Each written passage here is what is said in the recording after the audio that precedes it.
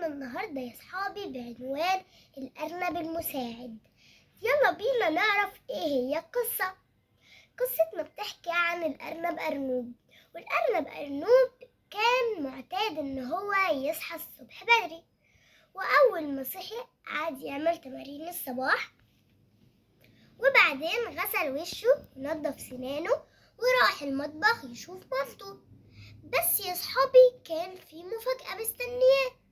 أول ما دخل المطبخ ملقاش مامته، وقعد يدور في الشقة ملقاش مامته.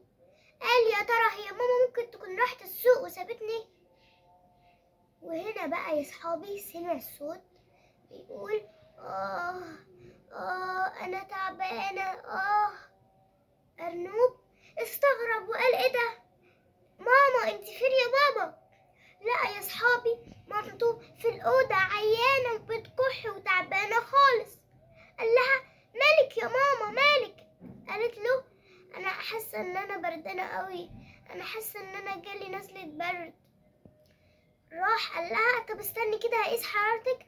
لقى هنا حرارة مامته مرتفعة جدا، وقال لها استني هنا يا ماما هروح أعمل حاجة وأجيلك بسرعة.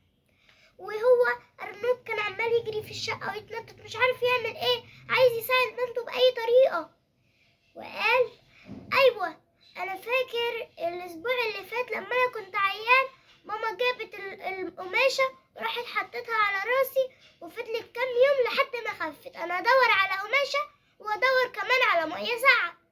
جاب يا أصحابي مية ساقعة وقماشة وراح لمامته. مامته قالت له أنت كنت فين يا أرنوب؟ سبتني ورحت فين؟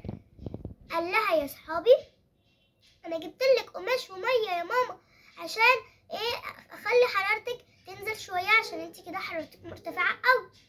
وقعد يا صحابي حط القماشه طبقها وحطها في الميه الساقعه، حطها على راس مامته وبعدين اول ما يلاقي الميه الساقعه اللي فيها خلصت يروح واخدها ويفضل يحطها تاني في الميه لحد يا صحابي ما في يوم من الايام كان في خبر سعيد مستنيه.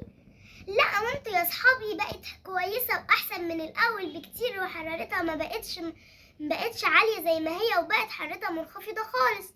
الأرنب أرنوب فرح جدا، وبرضه مامته فرحت بيه جدا وقالت له انت شاطر قوي يا أرنوب عشان قدرت تهتم بيا وأنا تعبانة. واحنا كمان يا صحابي لازم نساعد مامتنا وبابانا عشان نكون شاطرين وحلوين. لازم يا صحابي لما نشوف مامتنا تعبانة أو بابانا نساعدهم ونديهم الدواء ونخليهم يرتاحوا واحنا نقعد جنبيهم.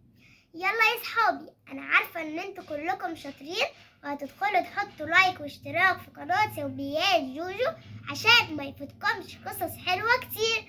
يلا أنا مستنياكم يا شاطرين. باي.